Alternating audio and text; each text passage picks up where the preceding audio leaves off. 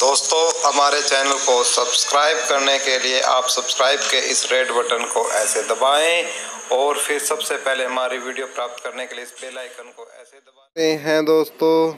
दोस्तों Balaji online classes में हम आपका स्वागत करते हैं। तो दोस्तों, आज की जो हम वीडियो बनाई है वो है ओजोन लेयर से रिलेटेड है कि उसका अंतर्राष्ट्रीय जो ओजोन अक्षरण है जो होती जा रही है, अक्षय जो होता जा रहा है उसका, तो उसको कैसे नियंत्रण और किस प्रकार से अंतर्राष्ट्रीय स्तर पर प्रयास किए गए हैं। तो उससे रिलेटेड कुछ महत्वपूर्ण पर्सन हमने इसमें शामिल किए हैं जिसके एग्ज़ाम में आने की संभावना बहुत ही प्रबल रहती है। तो उसी के तहत हमने एक ये छोटा सा प्रयास किया है और व्याख्या सहित हम आपको उनके जो आंसर है वो आपको बताने का प्रयास करेंगे। और मैं गारंटी देता हूं कि आगामी किसी भी कंपटीशन एग्ज़ाम में यहाँ से 2 या 3 क्वेश्चंस ज़रूर पूछे जाते हैं। तो आज का जो हमारा पहला क्वेश्चन है उसकी तरफ हम चले, तो उससे पहले आपसे निवेदन है कि प्लीज़ यदि वीडियो आपको पसंद आए तो प्लीज़ लाइक ज़रूर करना, पसंद नहीं आए तो डिसलाइक भी कर सकते हो आप। और हाँ दोस्तों, चैनल को सब्सक्राइब कर लो जो पहली बार आए हैं। तो पहला क्वेश्चन है इसी में हमारा कि पृथ्वी के वायुमंडल में आयन मंडल कहलाने वाली परत रेडियो संचार का सुसाध्य बनाती है क्यों? यानी पृथ्वी के वायुमंडल में आयन मंडल कहलाने वाली परत रेडियो संचार को सुसाध्य बनाती है क्यों? पहला इसमें पॉइंट दिया है कि ओजोन की उपस्थिति रेडियो तरंगों को पृथ्वी की ओर परावर्तित करती है। दूसरी, रेडियो तरंगों की तरंगदैर्घ्य अति दीर्घ होती है।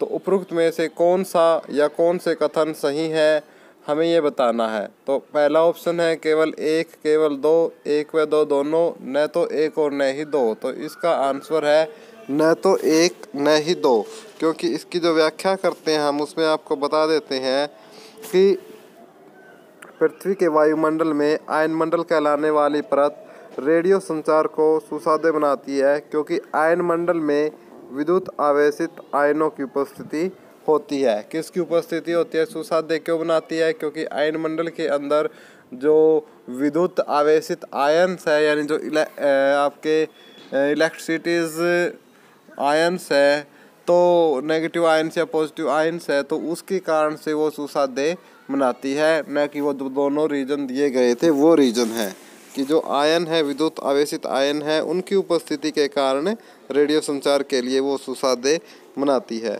नेक्स्ट क्वेश्चन है हमारा दूसरा क्वेश्चन कि समताप मंडल में ओजोन के स्तर को प्राकृतिक रूप से विनियमित किया जाता है, किसके द्वारा किया जाता है? तो इसका जो आंसर है ऑप्शन 2 आप हाईलाइट किया हुआ है, आप देख लोगे कि नाइट्रोजन डाई जो ऑक्साइड है उसके द्वारा किया जाता है। नाइट्रोजन डाई ऑक्साइड के द्वारा जो समताप मंडल में ओजोन स्तर को प्राकृतिक रूप से विनियमित किया जाता है, किसके द्वारा किया जाता है?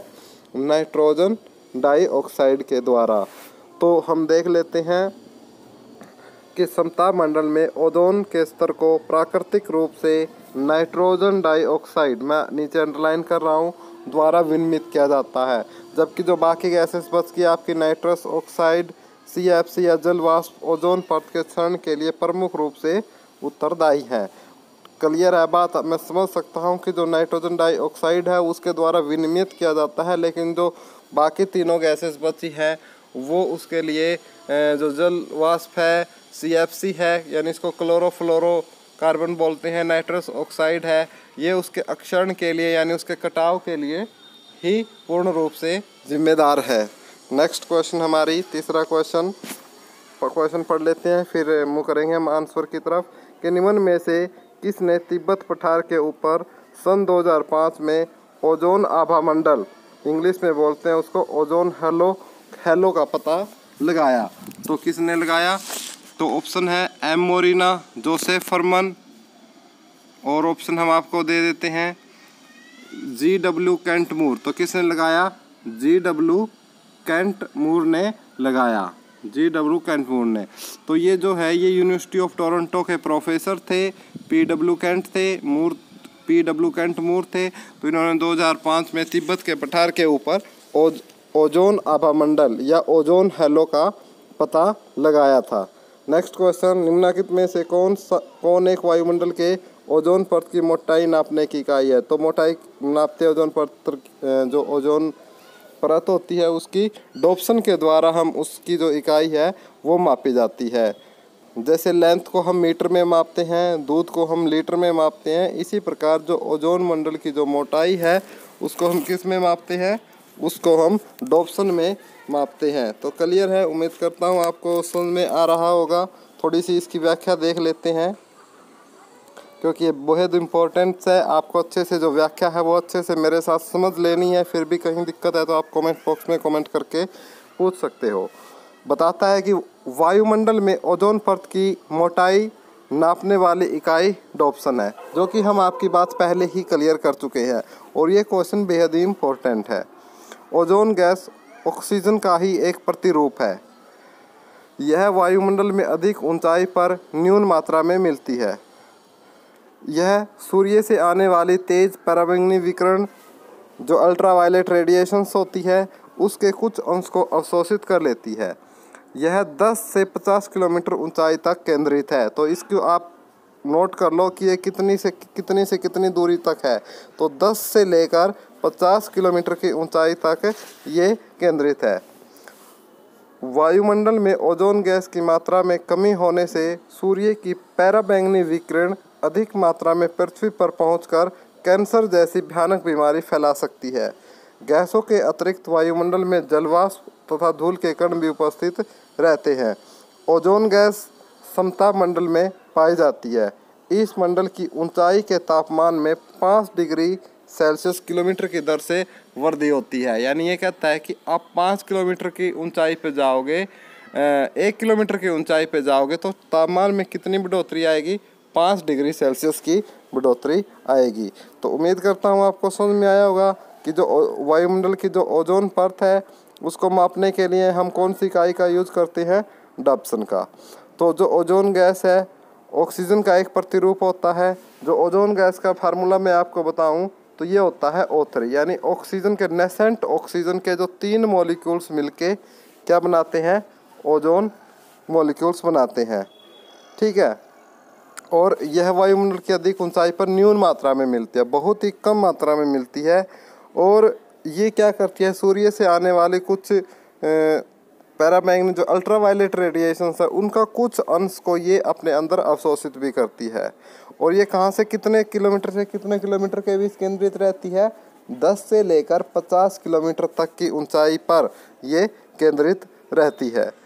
और यदि वायुमंडल से जो ओजोन गैस की मात्रा में कमी होने से क्या होगा कि जो अल्ट्रावायलेट रेडिएशन है वो पृथ्वी तक पहुंच सकती है। यदि वो पृथ्वी तक पहुंचेगी तो उनसे क्या है, हम काफ़ी ख़तरनाक जो बीमारियां हैं वो हो सकती हैं, जो कि हमने इसके अंदर आपको बताया। और इस मंडल की ऊंचाई के तापमान में 5 डिग्री सेल्सियस प्रति किलोमीटर, यदि आप 1 किलोमीटर की ऊंचाई पर चढ़ोगे तो तापमान में कितनी बढ़ोतरी होगी, 5 डिग्री सेल्सियस की बढ़ोतरी होगी। नेक्स्ट क्वेश्चन है हमारा 5वां कि इन कथनों पर विचार कीजिए। ओजोन मुख्यतः समताप मंडल में पाई जाती है। ओजोन की परत पृथ्वी की सतह से 55 से 75 किलोमीटर ऊपर स्थित है। ओजोन सूर्य से आने वाली पराबैंगनी विकिरणों का अवशोषण करती है। ओजोन परत पर पृथ्वी पर जीवन के लिए कोई महत्व नहीं है। ओजोन परत पर पृथ्वी पर जीवन के लिए कोई महत्व नहीं है। ये इन कथनों पर आपको विचार करना है, एक बार फिर आप देख सकते हो। और अब हम नेक्स्ट की तरफ मूव करते हैं। तो क्या है देख लेते हैं कि इन कथनों में कौन से सही हैं। तो आप इसमें अपने हिसाब से इसमें आंसर दे सकते हो। तो मैं एक आपको इसकी व्याख्या से मैं आपको समझा देता हूँ इसका आंसर क्या होगा कि समताप मंडल के अंतर्गत ओजोन मंडल का विस्तार 15 से 35 किलोमीटर है। पहली बात कि समताप मंडल के अंतर्गत जो ओजोन मंडल का विस्तार कितना है, 15 से लेकर 35 किलोमीटर की ऊंचाई तक है। पहली बात क्लियर आपको हो चुकी होगी। दूसरी बात, इस मंडल में ओजोन गैस की प्रधानता है। सीधी सी बात है, समताप मंडल है तो ओजोन गैस क्या होगी, ज़्यादा होगी। यह मंडल प्रकृति का वरदान है। इसे क्या माना जाता है, इस मंडल को, समताप मंडल को प्रकृति का वरदान माना जाता है। इसकी उपस्थिति के कारण ही धरातल पर जीव जंतु एवं वनस्पतियों का अस्तित्व कायम है। ओजोन परत सूर्य की पराबैंगनी विकिरणों का 95% अवशोषण कर लेती है, उनको वहीं पर रोक लेती है। तो आप अंदाज़ा लगा सकते हैं तो ये कितनी महत्वपूर्ण है। नेक्स्ट है कि ओजोन परत पाई जाती है। ओजोन परत किस में पाई जाती है? अभी अभी हम पढ़ के आए हैं समताप मंडल में। यदि आपने व्याख्या अच्छी से पढ़ी है तो समताप मंडल में ओजोन परत पाई जाती है। ओजोन परत मुख्यतः कहाँ अवस्थित रहती है? ओजोन परत मुख्यतः कहाँ अवस्थित रहती है? स्ट्रेटोस्फीयर में, यानी स्ट्रेटोस्फीयर इंग्लिश में बोलते हैं, समताप मंडल हिंदी में बोलते हैं। भाई मैं अभी नेक्स्ट क्वेश्चन में आपको सभी बातों का क्लियर करने जा रहा हूँ। ओजोन परत का क्षरण किस में होने वाली मुख्य परिघटना है? अक्षोमंडल, समताप मंडल, बाह्य वायुमंडल, बहिर्मंडल। देखो अभी मैं इनके इंग्लिश नाम भी बताऊंगा जो आपको याद करने हैं। अक्षोमंडल को बोलते हैं ट्रोपोस्फियर, समताप मंडल को बोलते हैं स्ट्रेटोस्फियर, बाह्य वायुमंडल को बोलते हैं थर्मोस्फियर, बहिर्मंडल को बोलते हैं एक्सोस्फियर। क्लियर है बात? और समताप मंडल ओजोन परत का जो क्षरण है या कोई भी इससे रिलेटेड है तो वो कहाँ होता है? समताप मंडल में, जिसको इंग्लिश में स्ट्रेटोस्फियर बोला जाता है। अक्षोम मंडल को ट्रोपोस्फियर, अक्षोम मंडल को क्या बोलते हैं इंग्लिश में? ट्रोपोस्फियर, बहुत इंपॉर्टेंट है। समताप मंडल को स्ट्रेटोस्फियर, बाह्य वायुमंडल को थर्मोस्फियर, बहिर्मंडल को एक्सोस्फियर। क्लियर? नेक्स्ट हमारा 9th क्वेश्चन है कि वायुमंडल में उपस्थित ओजोन परत अवशोषण करती है कॉस्मिक किरणों का, इंफ्रारेड का, अल्ट्रावायलेट विकिरणों का, सभी विकिरणों का। तो अल्ट्रावायलेट रेडिएशंस का। किनका करती है? अल्ट्रावायलेट रेडिएशन का करती है। थोड़ी सी व्याख्या पढ़ लेते हैं कि अक्षोप सीमा के ऊपर समताप मंडल, जिसको क्या बोलते हैं इंग्लिश में, अभी अभी बताया था, स्ट्रेटोस्फीयर स्थित है। इसकी ऊंचाई धरातल से कितनी है? 50 किलोमीटर है। इस मंडल के निचले भाग अर्थात 20 किलोमीटर की ऊंचाई तक तापमान लगभग स्थिर रहता है, एक जैसा रहता है, परंतु ऊपरी भाग में 50 किलोमीटर की ऊंचाई तक तापमान क्रमशः बढ़ता है। इसका कारण यह है कि यहाँ सूर्य की पराबैंगनी विकिरणों का अवशोषण करने वाली ओजोन गैस मौजूद होती है। ओजोन एक ऐसी गैस है, फार्मूला है ओजोन का बता चुका हूँ, एक ऐसी गैस है जो ऑक्सीजन के 3 परमाणुओं से बनी हुई होती है, जबकि साधारण ऑक्सीजन 2 परमाणुओं से बनती है। 20 किलोमीटर से 35 किलोमीटर की ऊंचाई तक ओजोन परत की सघनता अधिक है, अतः इसे अक्षोमंडल भी कहा जाता है, ओजोन मंडल भी कहा जाता है। इसलिए इसको क्या बोलते हैं? ओजोन मंडल भी कहा जाता है। क्लोरोफ्लोरोकार्बन, हैलोन जैसी हैलोजन डेटेड गैसों के कारण इस मंडल को काफ़ी नुकसान हुआ है। इस मंडल में वायु की गति क्षैतिज होती है। किस प्रकार होती है? क्षैतिज होती है। तो आप क्लियर हो चुकी होगी ये बात। इसी के साथ हमारा 10वां क्वेश्चन है कि वायुमंडल में उपस्थित ओजोन द्वारा निम्नलिखित विकिरण अवशोषित किया जाता है, तो कौन सी? पैराबैंगनी। क्लियर है? सूर्य ताप के अवशोषण में सबसे महत्वपूर्ण भूमिका किसके द्वारा निभाई जाती है? ओजोन के द्वारा निभाई जाती है। तो काफ़ी इम्पोर्टेंट क्वेश्चन है ये। और 12वां क्वेश्चन है हमारा कि वायुमंडल में स्थित ओजोन परत के बारे में निम्नलिखित में से कौन सा कथन या कथन सही है? एक से ज़्यादा भी हो सकते हैं।